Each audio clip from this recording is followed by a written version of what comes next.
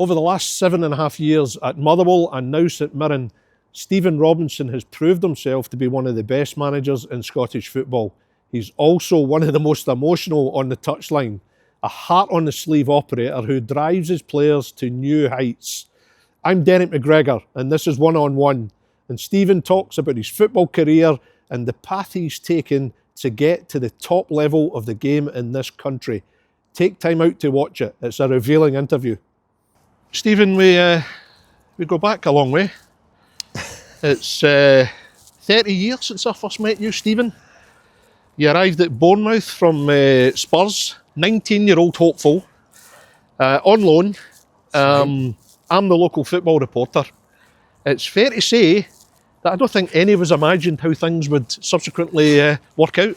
No, I think I'm still scarred for life after some of your reports, Derek, to be honest with you. It was, I thought my name was Stephen Robinson 5 at the time. At that time, everybody used to get marks out of 10, and I'm not sure how you actually give me over a 5 at any stage. I did give you a 6 occasionally. A 6, maybe a 6 might have been the best I got, yeah. But you did play well for that 6. Well, I earned it anyway, definitely. That was before the social media times when you used to get marks on a Saturday after the game and you used to read them and it used to make or break your weekend, to be honest. It did cause a bit of debate, some of my marks out of 10. Yeah, definitely. It's obviously it's incredible how things have worked out. I mean, Bournemouth, now they're signing £40 million Brazilian international strikers. Back in '94, it was a struggle for them just to find the money to pay the share of wages for you from Spurs. Yeah, it was. The club's completely changed. I haven't actually been back since. Only stuff that I've seen on TV. The investment in the club's been incredible. The job Eddie Howe done was amazing to take them into the next level. But of course, Eddie was just a young boy in the ground staff at that time, wasn't he? Yeah, Eddie was working his way through. He was just a young kid at the time. And then he went to Portsmouth, I believe, he went to Pompey and then came back again, got a bad knee injury. So an incredible journey for him and the football club. I remember holding buckets, collecting money just to pay wages, and we had one game that probably could have been a make or break of survival. So it was that precarious at that stage.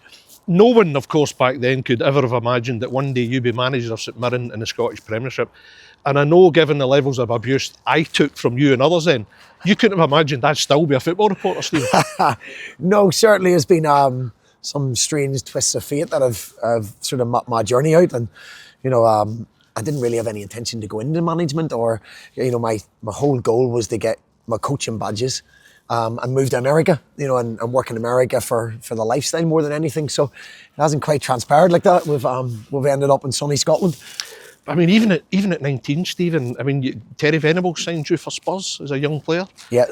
And then you go to Bournemouth and Mel, who famously led a Manchester City team to a 5-1 win over Alex Ferguson's Man United. So 2 big managers already at that stage for you. Yeah. Big influences for you. You mean Terry Venables signed me as a kid, watching Terry in the training pitch. Even now, you don't realise you're taking some information in. It was so simplistic, but so clever.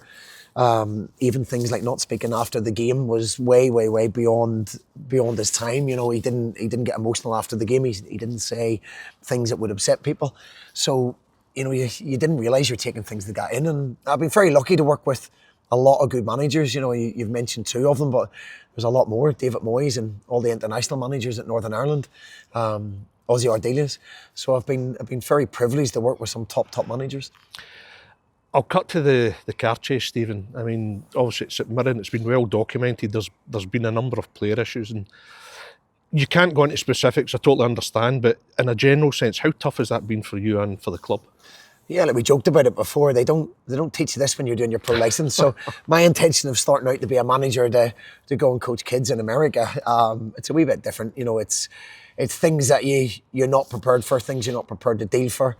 But that's probably been, I always say I could write a book and it would be very, very interesting. Just nobody would actually buy it. But there's plenty of things happen. You think you know everything before you become a manager. I remember sitting with Mark McGee and I thought, yeah, I can do this. I'm well experienced now as an assistant manager, but a completely different ballgame. When you're the man in charge, you're dealing with these situations you've mentioned, and try and control a group of young men, maybe 30 men, and maybe 20 staff, and bring them all together. So certainly you don't learn it on any course.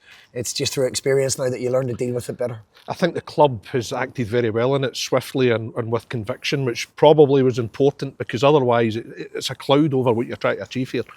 Yeah, it's not a circumstance that nobody wanted to be in. No. The club certainly didn't want to be in this situation, and I didn't as a manager. But they've made decisions that that has obviously dealt with it swiftly.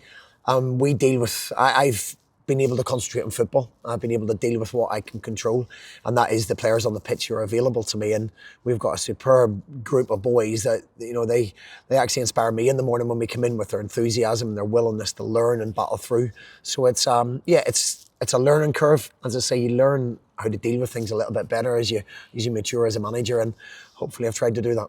I think you've handled it exceptionally well, Stephen, and it would appear that as we speak the team's back on track. I thought what particularly impressed me with the club was when they gave you a new contract at a time when results were a bit difficult, but there was a recognition of the bigger picture. That contract extension would have meant a lot to you at that time. Yeah, it was something we'd spoke about, and with Europe and everything else that was going on, we hadn't got down to it. So in football, you become a bad manager in 4 weeks, or a bad team, and luckily for me and I've got people that really believe in the process, in Jim Gillespie and Keith Lasley. They're very, very good people that drive this football club forward that maybe previously hasn't happened. And, they had a lot of faith in myself and the staff and the job that we've done up until now. And you don't become a bad manager in I think it was actually 2 or 3 weeks in that period, because there was an international break, and there's circumstances which have dictated a lot of stuff early on in the season, and they're wise enough to realise that stability creates an environment to be successful. You got the team back on track, and it was quite impressive. You were quite clear in what you felt was required and what they needed to get back to doing, and that's exactly what they're doing now, and you're looking more like the St Mirren that we're more accustomed to. Yeah, you try and evolve. I done it at Motherwell. We started off and we were quite direct in the 2 cup finals we got to, because that's the personnel that you can recruit. Everyone has this way that they want to play, and their ideal way to play, and so do I. But you have a choice probably at clubs like ourselves and Motherwell. You can sign really good technical players who won't be as good as Celtic, Rangers, Hibs, Hearts, probably the whole of the country, or you can sign good athletes that can compete, who are technically good as well, and that's what we do. We've tried to do that, and we tried to evolve. We had 60-70% possession in stages, but we weren't creating enough chances. We weren't having entries into the final third or touches in the box enough, and we just tweaked it. We simplified things. The option of constantly going round at the back and our possession stats being in our own half. We wanted possession stats in the opposition half. You want to have domination and control of the game in the opposition half. And 3 simple tweaks have made us look forward, play forward, and be a lot braver in terms of our decision making. I mean, you're not even 3 years in the job here, and yet already for the top 6 finish, a top 5, you've had Europe. Have you overachieved already? Well, are you way ahead of schedule? In comparison, I do believe we got to Europe long before any of us really believed that we would, because the infrastructure at the football club wasn't a European setup. It probably wasn't a top 6 setup before we got into it, but we've evolved again off the pitch. I believe I mentioned the Jim Gillespie and Keith Lasley, who have tried to push the football club way beyond what they were probably comfortable with in terms of the infrastructure, and we're getting there now. We had a spell as a football club where we didn't make top 6 for nearly 40 years. That has to be reduced. The parameters being put in place now, I genuinely believe, for a long time will make St Mirren a top 6 football club a lot more often than what has previously happened. Are you pushing them constantly? Are you relentlessly on their case for improvements? Indeed, have they been surprised by the level of ambition you have here? I've had my ambition matched by Jim, because Jim pushes me probably more than I push him. He challenges me constantly about, have we got the right squad? Can we do something else in the window? Can we move somebody on? Can we sell him to get another one in? Can we push this forward? Can we, every time And that's what good businessmen do. They don't settle, they try and challenge. And he has challenged me constantly, and vice versa. You know, we sit down with Martin Foyle and the coaching staff, and we try and see what can we squeeze out of the football club. We know the resources aren't there to compete on the level with some of the other football clubs, but in terms of the desire and the work ethic, and the staff, you know, we don't have 100 staff, but very good staff. So you try and milk every last drop out of that staff to be successful, and so far we have. Does he stun you at times by coming to you going, what about this, what about that? Does he take you by surprise a lot of the time? Maybe at the start, yeah. But no, we've got a very good working relationship. You know, he's, as I say, he's a very successful businessman as well. So he's my direct contact with the board that I deal with, and he is constantly pushing the club forward and ambition to try and continue an upward curve. You know, it's easy to settle and be happy with what you've done, but I think both our characters probably don't push us that direction. We're always looking to change and evolve and try and move everything forward. How concerned were you at the time when it looked like he was going to be leaving for Rangers? Yeah, it was a concern, you know, when, you know, Jim was a big part of why I came here. I believe, as I've stated there, that, you know, he's the driving force behind the football club at this moment in time. And the board have backed me massively within their limits. You know, they don't interfere with what I do. They give me money to work with. And if there's something, I go to them out with it, they'll try and back me. And, you know, Jim drives that. Keith Lasley off the pitch has tried to put more sponsorship in place, and, you know, the involvement with the community that goes unnoticed. There's a lot of good stuff goes on that people don't know about, and the club's certainly going for me in the right direction and need to continue to push that. You're aiming for trophies, he's aiming for mortarboards and cloaks, isn't he? He's all in for the scrolls and the diplomas, isn't he, Keith? Keith's, yeah, he's gone from being my assistant manager to now being the cleverest person at St Mirren now. So, you know, in fair play, he recognised that he didn't want to be involved in the football side of it, so to speak, on the pitch. But, you know, he gets excited by the commercial side of it, the sponsorship, which is vital, growing the fan base and that relationship between fans and the playing staff and the football club. You know, the community side of things here is one of the best clubs that I've seen in terms of helping people. The boys are down at the care home next to the training ground anytime they want us to go down and give everybody a little lift, or vice versa, they give us a lift as well, to be fair. So yeah, Keith's certainly gone in a direction I didn't see, but doing it very, very well. Actually strikes me as a very good kind of triumvirate. You know, yourself, you've got Keith, and then you've got Jim, you know, at the top level of the club. That strikes me as a great trio to push things on. All very different. You know, Keith, as Jim deals mainly with the football side of things. Keith deals with probably the off-field stuff and commercial side of stuff, which surprised me because I thought Keith would have wanted more involvement with the football, but we meet once a month in terms of our football board meeting and our recruitment and who we're going to sell and who we're going to try and bring in and how we generate the money to do that. So there's constant dialogue, which at any top-level football club or business, you know, that's very, very important, that the dialogue's there and everybody's singing from the same hymn sheet. I mean, your achievements here already are tremendous, but you kind of created a rod for your own back already, that the expectation level is so high now. Yeah, but if you're going to bring success, expectations rise. I believe that the squad of players we've put together can meet those expectations. So we don't have the resources. And I used to whinge and moan about not having resources. And you're like, no, it's just a fact now. Fans don't want to hear that. They want to hear, how are we going to bridge the gap? How are we going to go to Ibrox or Celtic Park and sneak a point or sneak a win? How are we going to try and beat teams that are on par with us, like a Dundee or a Motherwell? You know, they want to hear the positivity with it. And that's over time. I've learned that experience is, you know, you try and find ways and solutions. And it's, it's created, sometimes it creates a monster that you can't meet, but we believe that we can meet it. Sometimes you have to remind people what we are and how we've got to where we are is hard work. But the expectations have risen because of relative success, and the players deserve every amount of credit for it. Have you hit a ceiling already, or do you genuinely believe that, you know, you can improve in what you've already done? Is there a trophy in the squad? Is that an aim?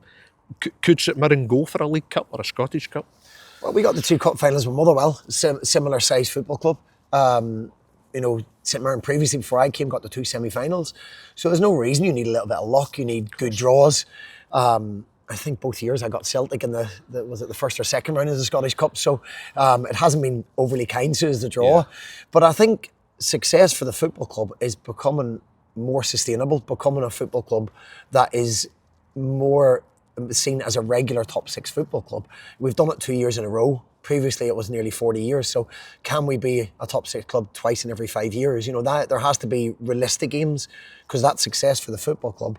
Can we build the academy, which has taken me, you know, almost 3 years to get it to a level where Evan Mooney, Callum Penman, Luke Kenny, I've now got the fitness levels and know-how and the staffing in place that bridges the gap, because we don't have a development squad, so you can't get the minutes and the experience. We use the loan system well, I believe. We've built relations to do that, and now we've got an academy that's going to start producing players with parameters based on the first team, not the other way around. And, you know, during COVID, that was torn apart, as every club was, and we built that back up again. So there's a lot of success that maybe isn't winning trophies for a club of our size, but there's always a chance every time you go into that cup draw, you get a little bit of luck.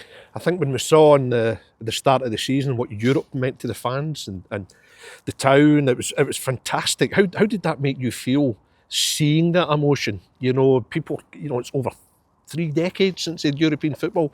Great scenes. How did that make you feel kind of privately? Was it? Yeah, it was a very proud moment. Yeah, I probably didn't really take it in. You know, I'd been there with Motherwell when there was no crowds, but people coming up to you and, you know, telling you that for 40 years, a lifetime they've waited, they haven't got this, and, you know, older people who've supported the club through thick and thin, and you realise you're just a very small part of it, and these people make the football club. So to give people joy and give them, you know, what they wanted, the Valor game here at home was fantastic. The game away to Bram when we equalised, the scenes in the way end, you know, they'll never forget that. Eventually we succumbed and got beat 3-1 in the last few minutes of the game by a top side as well.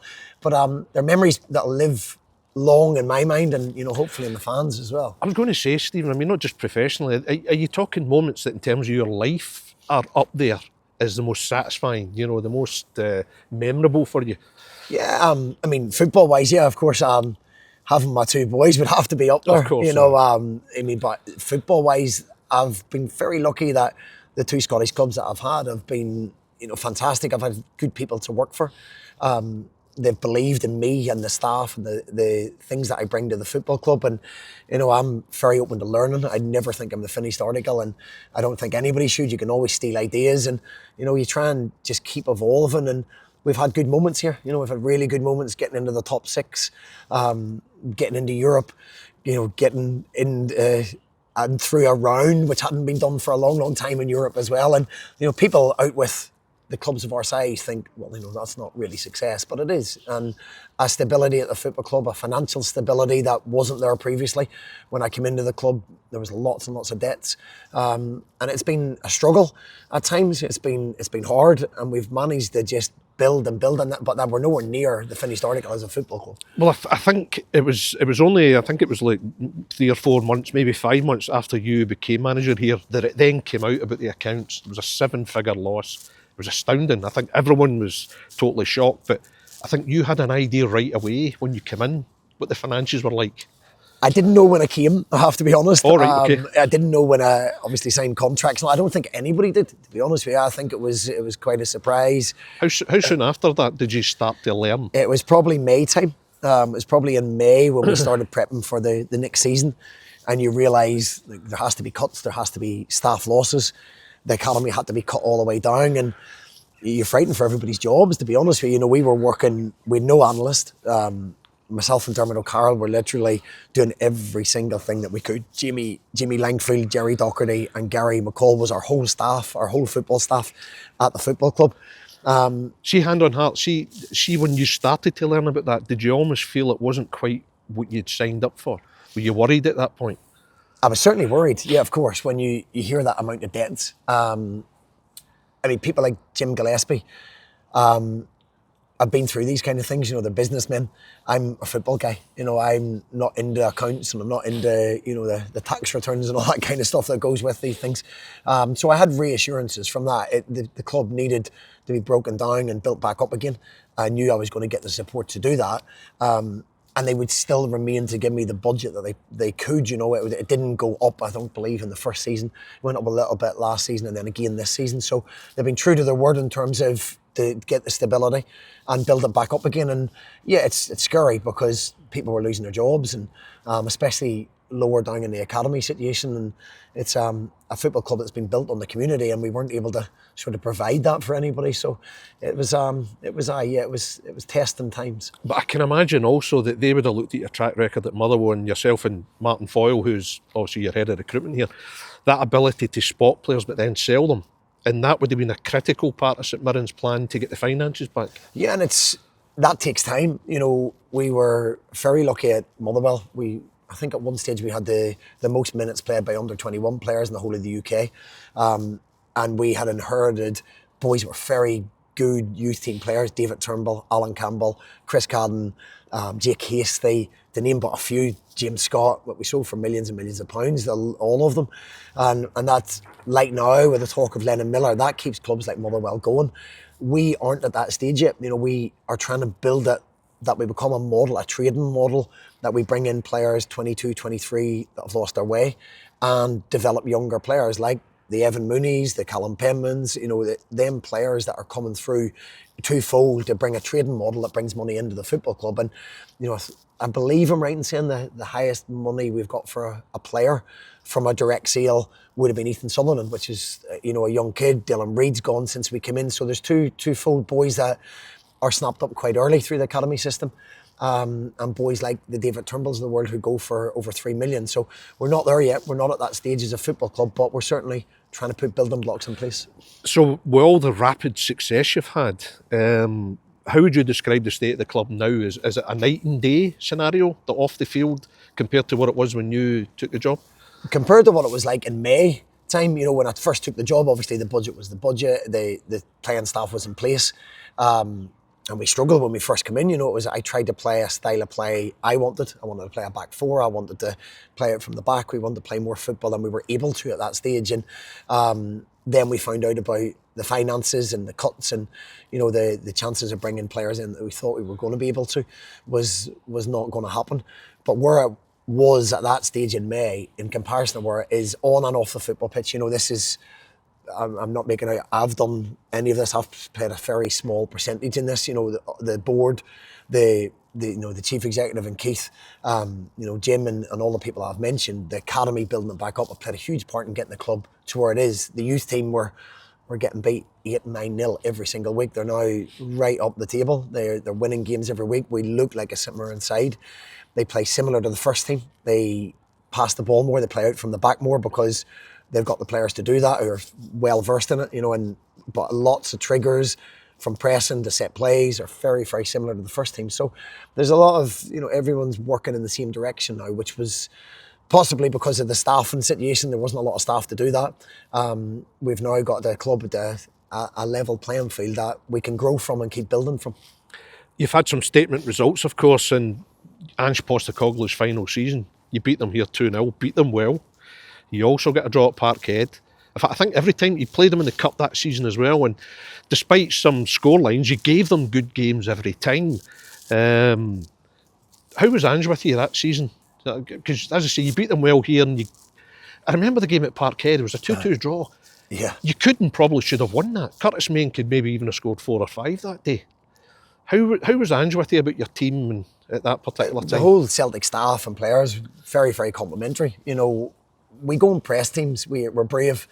I think a lot of teams sit back and wait to be beat, and inevitably you do get beat at Celtic Park or Ibrox, just because of the disparity in the teams. So I believe in not changing too much, going and pressing, and being brave. And we haven't got the results we sometimes thought we could have done. And, you know, we look at it and think, you know, what goes wrong? It's usually the last 20 minutes where Celtic or Rangers are the bigger sides in the division, bring on 4 or 5 replacements. We haven't got that ability, and that's likely always to be the case, but we have to try and get to a stage where our starting 3 from Saturday, we take Tiossi off and we take Kilts and Connor off, and we can bring like for like on. We don't quite have that in the building, and that's not being disrespectful. We brought Mika and Toy on. We had to go to a different system to do that, and a different shape to do that. So ultimately that has to be the goal, that you've got like for like in each position, like a Celtic, like a Rangers, but that takes a lot of money to do that. I think we all enjoy seeing how enthusiastic, I think might be one of the words to describe how you are on the touchline. The St Mirren fans love it. You're full on. Do you ever, clearly you're that wrapped up in the game, you're not fully aware of it, but do you ever look back and go, My word. I'm like a jack in the box there. I'm constantly out. I'm animated. I think the fourth officials hate me. I'm never, even at Hampden, I was getting told off. I was getting yellow cards from being outside the box. The box is about 40 by 40. You forget where you are. Sometimes you just walk with the game and walk back. But no, you get caught up in the emotions of it. It's mostly encouragement. It's mostly driving people forward and driving the squad forward. I don't think they'd know what to do. I mean, they joke around the place that I literally shout toy I'm shouting toy, Jonah, in my sleep because Toy and Jonah get it more than anybody for not running. So, yeah, like that's just, I'm a passionate guy. I want to win everything that I do. And, you know, if you can drive people, and I believe in the players that we brought in, I believe in the young people at the football club, you know, they're the young boys not earning fortunes. And if I can help them in any way to be successful, then I'll do that whatever way is possible. Look, I can vouch for the fact that Stephen as a player was every bit what he's like in the touchline. He was a firebrand, he was all energy, he was mouthy, you know. but that's one thing. Technically brilliant, he's forgot to mention there as well. Technically brilliant, you know of course. But you've not changed in that respect, you know. And I don't think you're going to change now either, are you? You on the touchline, you will be all action, won't you? I feel I'm more mature now, Derek. I don't know. I'm not getting the credit I deserve here. No, I actually have calmed down. I've learned, and it's effective. There's certain periods in games where you have to drive players or encourage them. You know, I'd say everything in life is criticism now. But the boys respond to well dones. They respond to, you know, when they've pressed well or a good pass or a good cross.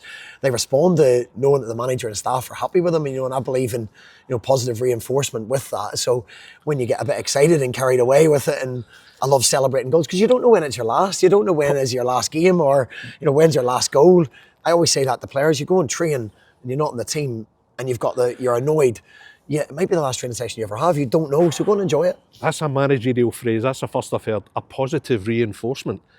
Interesting. Okay. Keith's having an influence on me. He's educating me really well. That's very intellectual for you, Stephen. Very intellectual. I mean, obviously, as I said, we see what you like the touchline. See if you're not happy and you go in the dressing room at half time. How volatile are you? How aggressive can you be? The complete opposite. Really? How people see me in the touchline. I mean, I don't believe if you go to work every day and you go in and you criticise people or you go in and shout and scream at them, I don't think you get a response from players. I think they put their walls up, they're not listening. I believe you have to go in with 3 points that are good and 3 points that you can improve on. And that's the way we work. We have 10 minutes to ourselves. We don't go into the dressing room straight away. We let the players calm down, get their ice, get their drinks, whatever they need to do, as most managers do. And then we give them 3 points and we say, look, continue doing these 3 things. And these are the 3 things you need to improve on, because they can't take loads of information on board. If we're able to show them footage of what we're talking about to reinforce it or improve, then we do. But it's something I said I took from Terry Venables. I used to when I started managing. You'd go in and you'd shout and you'd bawl and make no sense whatsoever. So you actually lose yourself and you lose the players and you don't get any benefit out of it, in my opinion. What's the worst you've been here? Has there been a moment, accepting what you've just told me, has there been a moment still where it's only afterwards you've realised, wait a minute, I was over the top there. I'm not going to do that again? There was one at Ross County when I first came in. We lost quite a few games and Dermot looked at me and said, now's the time to give it to them. So, and it's a little bit of an act because it wasn't that bad. So, but we went in, you shout and you try and get a reaction. And sometimes you still need to do that, of course. You still have to try and get a reaction. But it's been very few and far between that I've done that in my younger days at Oldham, first managerial job, and in my first stint at Motherwell. There was probably 3 or 4 occasions where you go crazy and you try and get a reaction in the wrong way. But what happens is you annoy yourself. You go home on a Saturday night and you're the only person that's annoyed, and you can lose players because once things come out of your mouth, you can't take them back. Do you get annoyed with yourself? Yes, I get very annoyed with myself because I don't need to anymore because I don't do it. You know, the last 4 or 5 years, I've learned the less you say after a game, it's emotional. You need to go home and be non-emotional with your judgment. Watch the game from a non-emotional point of view and then make your judgment, make your comments, and come in on a Monday morning. Usually when you've lost the game, you've probably played better than you think, but the emotion of the result dictates everybody's feelings. And you go in the Monday morning and you can educate the players again. You can show them what they've done well. You can emphasise what they can do better. And I try and do that after a good result. I always try and look at more of the negative aspects after a good result because they're more willing to hear that, So it's just experience and realising society doesn't respond to screaming and shouting. I don't know any industry where you go in and get told that you're rubbish, that improves you. So I don't believe in that. I believe in encouragement and trying to show people how to be better. Yeah, clarity and message. Simplicity. Yeah. Simplicity and message. Sometimes we can put sessions on for ourselves, and I've been guilty of that on many occasions where you go, I'm going to show everybody how good I am. But actually players want simplicity. They want the basics and do the basics well. And if you do that and you keep it simple, I find you usually get good results. What's the worst tirade you suffered as a player? What manager gave you the worst ever? Mike Newell, nearly kicked the bin at me. Luton Town? Yeah, he kicked the bin at me. He hit me in the head. I was going out to the Really? I was going out to the theatre that night. So we've got Alex Ferguson kicking a boot at Beckham.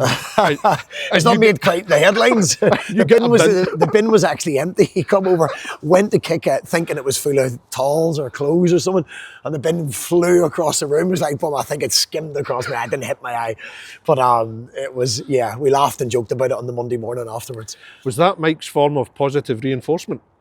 Newley was very calm, very calm. He didn't usually say a lot. We were beating Crystal Palace 2-1, and I think I'd got booked. And he was annoyed at me for getting booked because it put me under pressure to stay on the pitch because I did like to go around and kick people as well. So he was worried about me getting sent off. So yeah, it was a positive reinforcement, don't get sent off.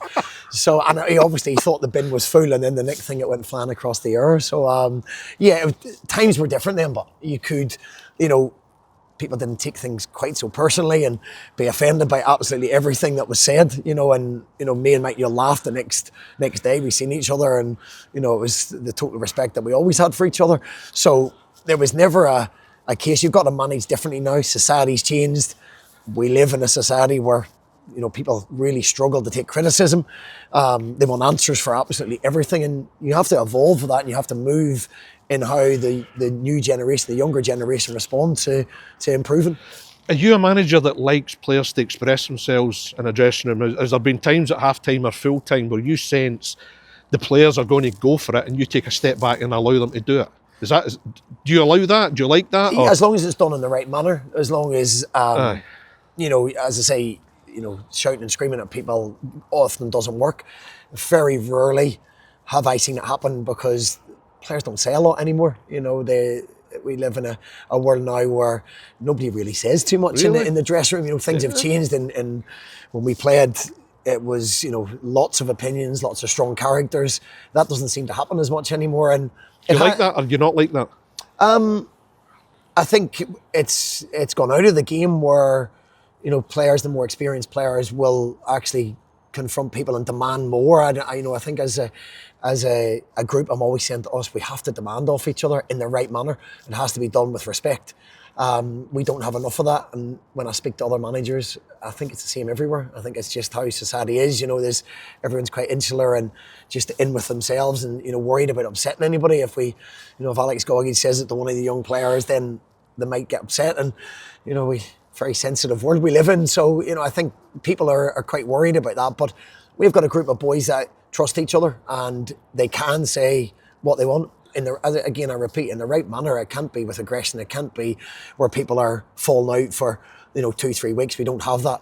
But it's not quite as common as it used to be. Certainly not. I mean, and in fairness to your players, it's a squad that generally doesn't tend to let itself down. And on the pitch, you go through bad runs, but it's a good set of players. But are there one or two that will call each other out from time to time occasionally?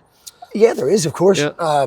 Standards in training. If the standards aren't right in training, or they're late, or they feel that somebody isn't pulling in the right direction, yeah, they do. As a group, they've got to be, I'd say, a leadership group, but the captain will manage it. I think they just make it up as they go along who's in that group. So, but they demand standards of each other. The timekeeping, the working in the gym, small things like the equipment being put back. Small standards. The boys at this football club help with everything. You look what the All Blacks, they didn't look. If you read the book about the All Blacks, it was constantly as a team. Everybody worked together. Nobody was above the kit man. Nobody was above the people that cook for you. And I think if you go about life with that mentality, that you know better than anybody else. You have to respect everybody the same, and that's what I demand at the football club, that everybody shows the same respect from me or above me that they would do from the people that cook the dinners or clean the rooms. I think it's very, very important. Who's the funniest player you've got? Who's the one that makes you laugh? Mika makes me laugh. Mika makes me laugh. Mika makes me smile in the morning. You could listen to Mika when he's training in boxes or he's in small-sided games, and you would actually think he is the best player in the world.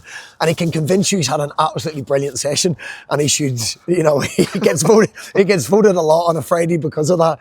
But he's a character. I like Mika. He makes me laugh. Charles is a character who I've had with me a long time. But it's a good dressing room. They're good boys. They get on very well together and enjoy each other's company.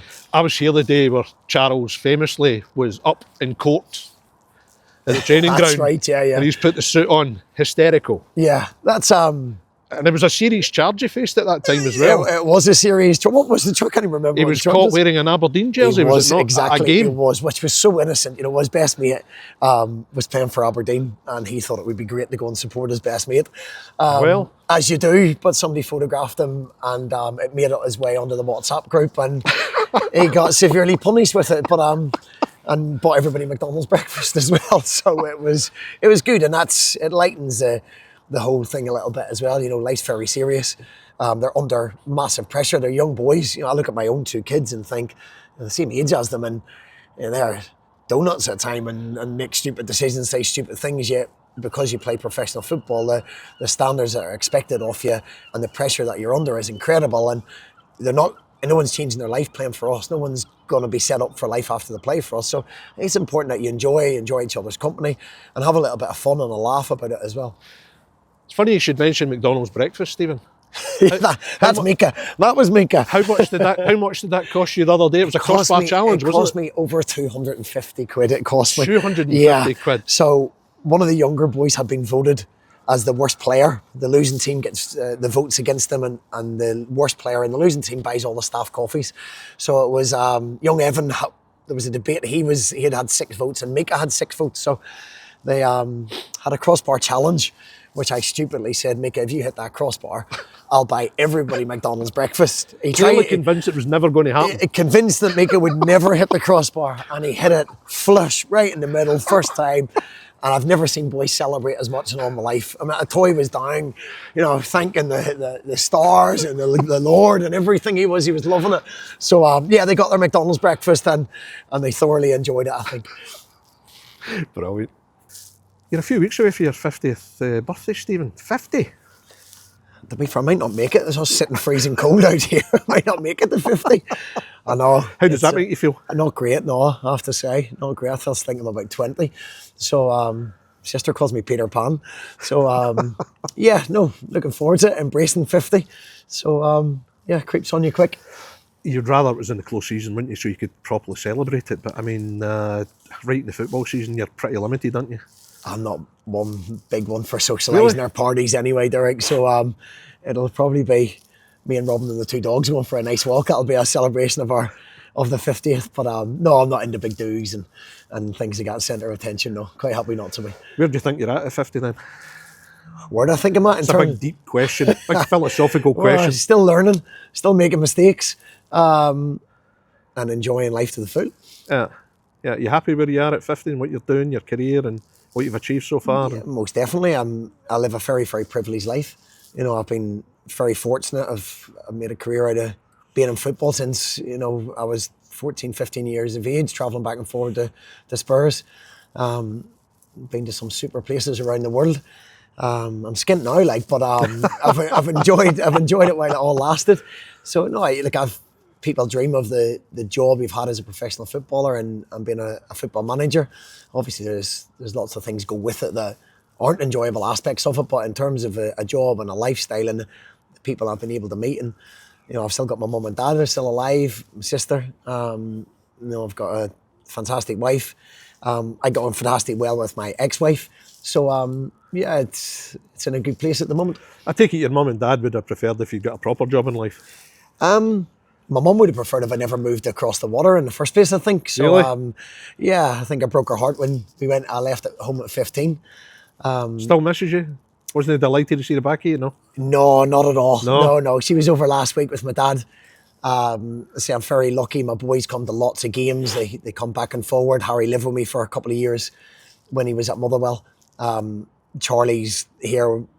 I think he spends more time in Wonderbar actually than he comes to see me. But both him and Harry are over on a regular basis as well. So it's they enjoy Scotland. They enjoy visiting, and I'm very lucky, as I say, to have the lifestyle that I have. I mean, we're all a product of our backgrounds, our upbringings. You're Crumlin, Northern Ireland. Inevitable, I've got to ask the troubles. You grew up 80s, 90s. Was there any impact of that on you at that time, Stephen? Did you see any of it or affected by any of it? I would say it didn't have a great impact on me. My mum and dad had a bomb under their car that didn't go off by the grace of God, but from complete mistaken identity. So I was very young at the time and probably wasn't aware of it. I was in primary school. Me and my sister got taken out of primary school, and it was a scary moment when you look back on it. But did it affect me? It would have affected my mum and dad a heck of a lot more, of course. But in general, my mum and dad protected me from all that kind of stuff, and football protects you from it as well. My kids weren't raised up by me and Tracy to have any allegiance or influence, and we brought them up as kids without that religious problems that were going on. Life had moved on by then, but as I say, football keeps you out of that. It doesn't matter if you're Catholic or Protestant or what colour you are. You're a footballer. It was Stephen Robinson, the footballer, when I was growing up, and I was able to go back years later when I was working for Northern Ireland, and you'll go into places that the IFA weren't welcoming, and try and bridge the gap. In Derry, going down there and being one of the county coaches was my first coaching experience. Boys that I'd played with who are now running boys teams, so there was lots of good things come out of that. And as I say, football kept me mainly away from any things that involved any religion. You'll understand, I'm quite stunned by that revelation, Stephen. I had no idea. A bomb under your dad's car, mistaken identity. How was it discovered, and what possible identity could have thought your father had? We lived in a small council estate. I think it was meant for somebody else, which doesn't make it right, of course. But it was, as I say, it was just through the grace of God. It didn't go off. It was in a lunchbox under the car, and my dad found it, not half expecting it, outside his printing shop at the time. So it was. Was it meant to go off clearly as he started the car? Yeah, I'm certainly no expert on bombs, but I believe that's what it is. It was meant to happen. And I say my mum and dad, my mum drove my sister to school, and then drove me to school as well. So, we're all very, very lucky that, we're still here as well. And as I say, I'm making that, it is a big thing, of course, but it didn't affect us, and left no real bitterness with anybody in my family. We were just glad to be well and alive, and sort of the luck was with us on that occasion. Astounding. Did he just happen to spot this kind of obviously suspicious object under his car by chance and then report it? Yeah, he parked it. My mum had drove twice up and down to school, and my dad had seen it outside his shop, and actually had started. I can't remember, as my mum or dad had started shaking the lunchbox to see what it was. As you would imagine, you don't expect things like that, but yeah, they've dealt with it and never really spoke about it since, to be honest. I was young, as I say, primary school at the time, so when you're that age, nothing bothers you. So it didn't affect me in any shape or form, and certainly didn't affect me or my sister. What kind of man's your dad? Do you take after your dad? Yeah, I look very like him. That's what he tells me anyway. That's where I got my looks from. Probably got my mum's personality. But no, my dad's he's good. He enjoys it. He still goes down to watch the football. He'll watch the first half at home, and then he'll go down and still has his pint of Coors down in the club and watches the second half down there and watches the scores comes in. So they follow a great interest, and both of them have always been a great support to me. Letting your son go at 14 and 15 years of age. Now that I'm a parent, it seemed nothing at the time. Ma, wise up, come on, I'm going to be a footballer. I've always had terrific support from both of them. They Has your mum got the scrapbook, the classic cuttings. Funny and enough, all- she gave me it the other day that she had been making, and she had kept it, and we were laughing. There was pictures at Spurs, Wow. and pictures from my old Wow. youth team, Lisburn Youth. So, they've kept that and been very proud. And That's special. coming from a small wee village in Crumlin, they're constantly talking to you. And my dad likes to take me down to the pub and show me off. I think there's only 2 people in the pub the day that he took me down, to be fair. But they're very proud. I know you're only 5'8", but you're the big man when you go back to Crumlin, are you? No, Are you not the at celebrity? all. Not at all. You're the Beckham of Crumlin. There's a lot of people know you from, my dad was always involved in football. So all those boys used to come over. There's a lot of them come over on stag do's and weekends to Bournemouth, and a lot of them been over here to watch as well. So, it's a lot of people know you when you go back. So not quite the same as Glasgow, where you can't go out anywhere without anybody knowing you. So you go to London when you're 16 or 17, which is massive. 15 15, actually, really? I moved, yeah. Straight into digs? Yeah, In into London? digs, and unfortunately my digs lady, who was brilliant with me, Miss Moran, died last year. And she was like a second mum to me. It was Paul Moran, who was a Tottenham player. We lived with him, another guy called Darren Grogan from Dublin. So both obviously moved away at 15, 16, living in digs in Enfield. But we had the time of our lives. We had great laugh. We enjoyed travelling to training together and just had a great time with no care in the world. I mean, you were the classic, one of the most wanted kids in Britain at that time, and all the big clubs, Man United, Rangers, Graeme Souness' Rangers. You go to Tottenham. I think a lot of people will be ignorant, Stephen, of the fact that you played twice in the Premier League. Even just once in the Premier League's an achievement. I think Harry jokes with me, my son, and says they find me out after 2 games. But look, 2 more than a lot of people have played. That's what my answer back to that is. Yeah, and I'm not sure where it all went wrong. I think I was a really good player around about 14, 15, and I had Alex Ferguson on the phone to my brother-in-law, trying to persuade him. He was a big Man United fan and a Rangers fan, and Graeme Souness on the phone trying to persuade my dad to come. And I just had an affiliation with Spurs. I was going there since I was 11.